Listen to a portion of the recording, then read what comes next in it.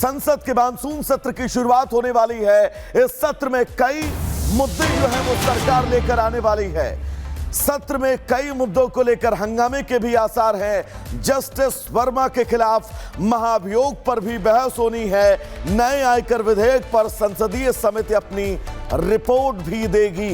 Monsoon सत्र से पहले सर्वदलीय बैठक हुई और किरण रिजिजू ने बिल्कुल साफ कहा कि सभी मुद्दों पर चर्चा के लिए सरकार पूरी तरह से तैयार है, लेकिन मुद्दे कई हैं, ये तय है। बहुत गर्मागर्म बहस इस मानसून सेशन में आज होने वाली है। तो आज से संसद के मानसून सत्र की शुरुआत होने वाली है। विपक्ष ऑपरेशन सिंदूर के मुद्दे पर विस्तृत चर्चा की मांग कर रहा है। सबके जहन में अब सवाल यही है कि यह सत्र आखिर कितना कामयाब हो पाएगा। रिपोर्ट आपको दिखाएंगे। हाउस कंसिडरेशन कर रहा है। करके बैठ जाइए।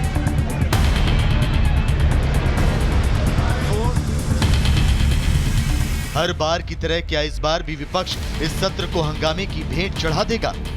क्या जनता के मुद्दे हंगामे के कारण यूं ही धरे के धरे रह जाएंगे और जनता को इन सफेद पोशों की सियासत में पिसना पड़ेगा? 21 जुलाई से 21 अगस्त तक चलने वाले इस मॉनसून सत्र की शुरुआत के साथ ही हंगामे के आसार दिख रहे हैं। विपक्ष पहलगाम आतंकी हमला, ऑपरेशन सिंदूर, अमेरिकी राष्ट्रपति ट्रंप के मध्यस्थता वाले बयान और बिहार में वोटर लिस्ट रिवीजन जैसे मुद्दों को उठा सकता है।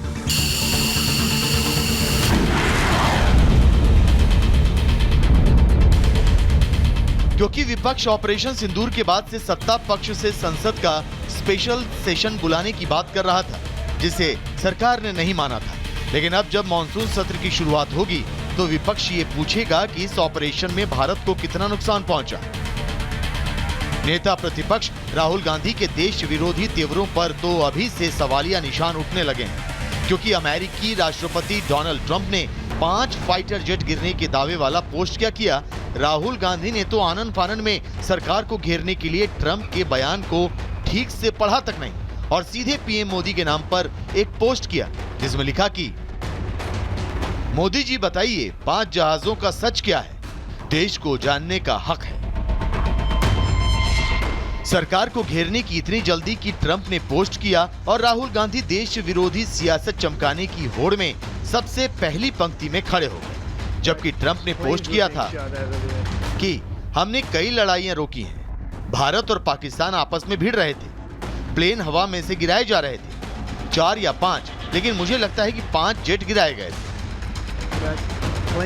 राहुल गांधी को ये पूरा पोस्ट पढ़ना चाहिए था, जिसमें कहीं ये नहीं लिखा कि किस देश के विमान गिरे हैं। अमेरिकी राष्ट्रपति का ये बयान कतई साफ नहीं कर रहा है कि ये विमान भारत के हैं या पाकिस्तान के। लेकिन राहुल गांधी को तो सियासत करनी है, ये देश विरोधी सोच नहीं तो क्या है। एक बार फिर राहुल गांधी ने साफ कर दिया है कि उनके लिए राष्ट्रहित नहीं, सिर्फ निजी हित ज्यादा जरूरी है। इसीलिए तो बीजेपी ने राहुल की मानसिकता को देशद्रोह की श्रेणी में डाल दिया।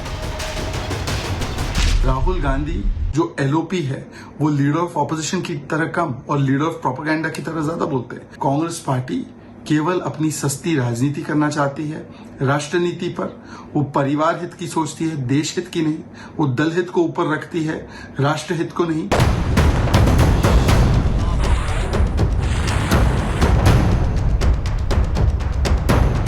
राहुल गांधी देशद्रोहियों की लिस्ट में अकेले नहीं खड़े। विपक्ष के कई और दूसरे नेता भी हैं जो राष्ट्र को सर्वोपरि रखने से ज्यादा राजनीति और पार्टी को ऊपर रखते हैं। कांग्रेस के दूसरे नेता और सपा सांसद राम गोपाल यादव भी ट्रंप के दावे पर राहुल गांधी की भाषा बोलते दिख रहे हैं।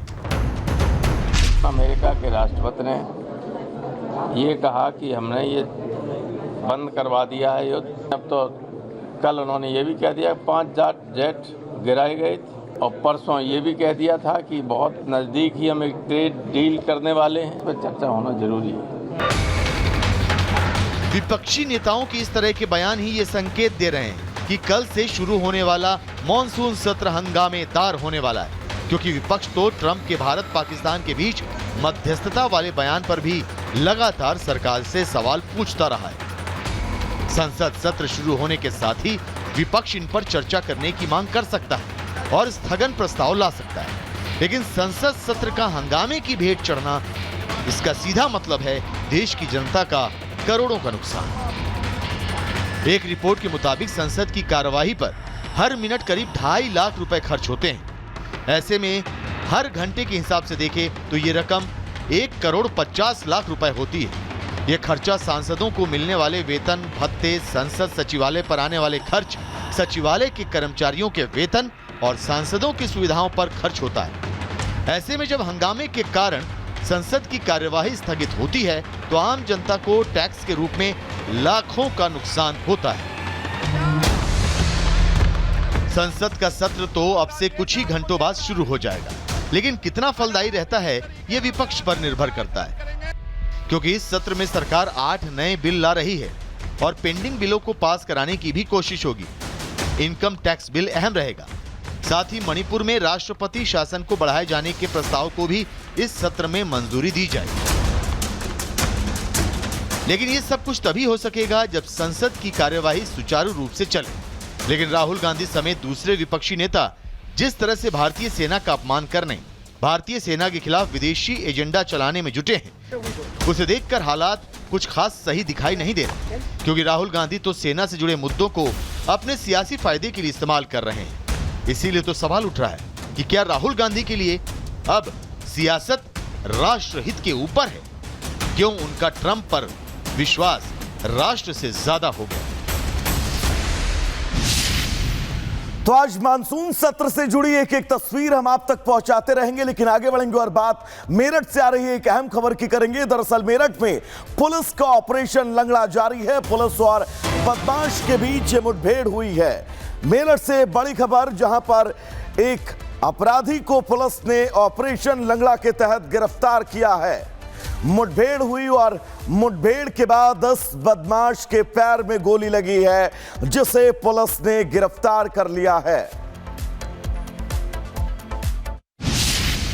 पुलिस के द्वारा चेकिंग की जा रही थी। इस दौरान एक संदिग्ध बाइक सवार को जब रोककर चेक करने का प्रयास किया गया तो उसने अचानक पुलिस की टीम पे फायर कर दिया। पुलिस द्वारा की गई जवाबी सेल्फ डिफेंस की फायरिंग में यह व्यक्ति घायल हुआ है। इस व्यक्ति की पहचान कैफ नामक व्यक्ति के रूप में हुई है। इसके पास से एक तमंचा, कुछ कारतूस और एक स्प्लेंडर बाइक बिना नंबर प्लेट की बरामद हुई है। चलिए, इस बीच मेरठ के बाद आगे बढ़ेंगे और बात राजधानी लखनऊ की करेंगे, जहां पर पुलिस और बदमाश के बीच मुठभेड़ हुई है। मुठभेड़ में गोली लगने से एक बदमाश घायल हुआ है। घायल बदमाश को अस्पताल में फिलहाल भर्ती करवाया गया है। तो पहली खबर मेरठ की, और अब लखनऊ में भी एक अपराधी पकड़ा गया है। हमारी टीम जब पिकेट लगा के चेकिंग कर रही थी तभी इस अज्ञात बाइक सवार व्यक्ति ने पुलिस टीम पे फायर कर दिया। आत्मरक्षार्थ हेतु जब पुलिस ने इस पर फायर करा तो इसके पांव में गोली लग गई है और इसको निकटतम अस्पताल उपचार के लिए भेज दिया गया था। पूछताछ में इसने बताया कि इसका नाम सूरज सोनी है और जब इसका आपराधिक इतिहास हम लोग द्वारा चेक करा गया तो इसके ऊपर 17 से ज़्यादा अभियोग पंजीकृत थे